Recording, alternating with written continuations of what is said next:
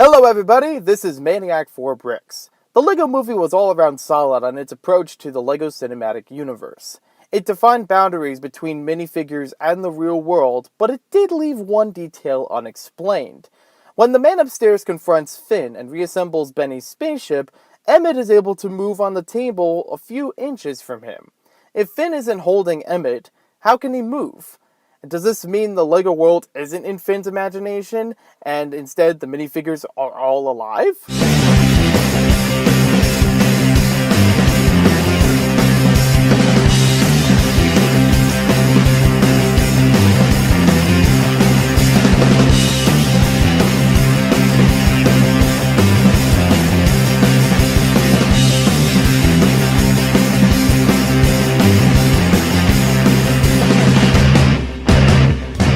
In order to look at how they live, we need to look at how they die. Kind of weird, but it'll make more sense. Across multiple LEGO movies and multimedia, we see ways that minifigures can be injured, sick, and in some cases killed. Not quite 1,000 ways to die, but let's count off what there are.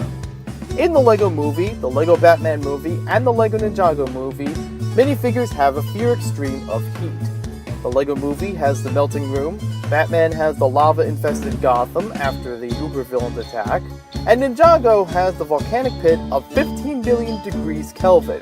Did you know that's actually the temperature of the surface of the sun? There's also the LEGO Movie killing off Vitruvius by slicing his head in the think tank ring.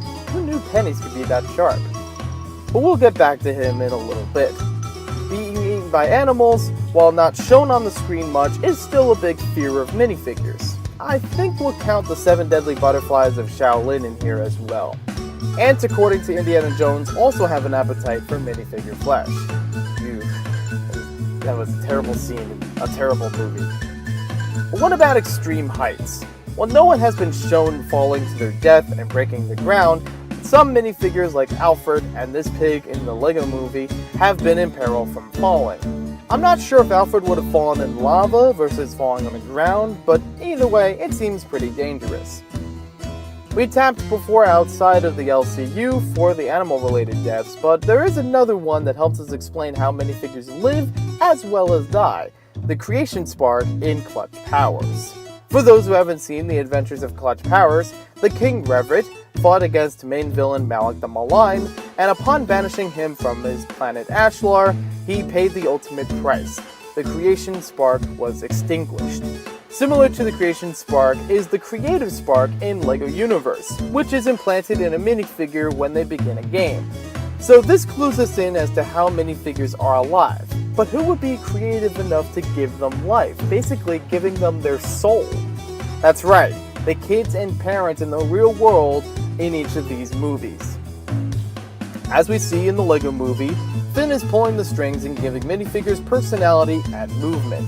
We're borrowing a page from the Super Carlin Brothers when they analyzed Toy Story characters coming to life, in that minifigures are granted life by the energy and imagination of their owners, and the absence of their presence isn't what kills them, but rather the physical images that we've seen earlier: beheading, extreme heat, and consumption by animals. Keep in mind they can lose body parts. Hair doesn't seem to be a body part to minifigures unless it's printed on their head, and it's more used as an accessory. Legs and arms can come apart and not kill off a minifigure. The LEGO Movie, the LEGO Batman movie, and the LEGO Ninjago movie, and Clutch Powers all share examples of this behavior. There is also the odd case of Bad Cop, who has a good side removed from control by the polish of Nail. We do hear him say that there is a good side in him, and he does restore that later, so it's not erased from his creation spark. By the use of a Sharpie marker, Bad Cop and other minifigures can alter the control of their personality. But Maniac, I hear you say, what about Vitruvius? After his head was cut off, he came back as a ghost. He didn't lose his creation spark, did he? Well, good point, I was going to get back to that.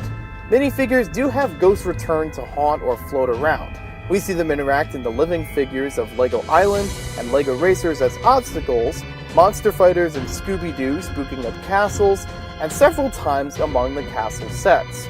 What's interesting is that Vitruvius isn't the only ghost in the LEGO Movie. There is another one seen in the dog in Cloud Cuckoo Land, a place reserved for master builders. So I think there is a minifigure afterlife, but only for master builders, in which they can't lose their creation spark as ghosts, where average minifigures would. The only problem is that they wouldn't be recognized by many facial features. Yeah, Vitruvius seems to be a special case where you can see a little bit of his headband and his garments from earlier.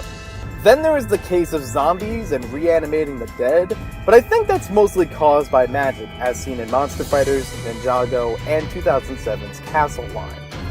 So to wrap things up, here is my brick theory in a few diagrams. Minifigures are granted life in the form of the creation spark from their owner's imagination and energy. This is how Emmett can move freely without being near Finn. Also possibly from the Enlightenment knowing of the real world, but maybe that'll be for another day.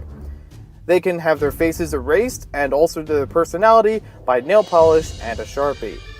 Minifigures can be injured by damaging or losing body parts, as well as become sick. Minifigures can die if they are burned in extreme heat, decapitated, or eaten by animals, Lego or not. Remember, the Ninjago movie did have an animal not made of Lego eat a minifigure. When minifigures die, they can become ghosts if they were master builders and retain their creation spark as a ghost, or they'll lose their creation spark in any other case. Thank you for watching this video. Comment below, what do you think? Are there any issues with how minifigures live and die? Did I miss any method for killing off minifigures? We'll talk more about the latest LEGO movies in some future videos, as well as return to LEGO Island soon for some little known facts. Maybe even cover some of the other games as well. Thanks for watching. We'll see you next time with more videos. If you would like more information about the Brick Theorists, you can check out the top link in the description below. And if you would like to engage in more about the Brick Theorists, you can find me on social media such as Facebook, Twitter, and Instagram. Thank you for watching, and have a great day.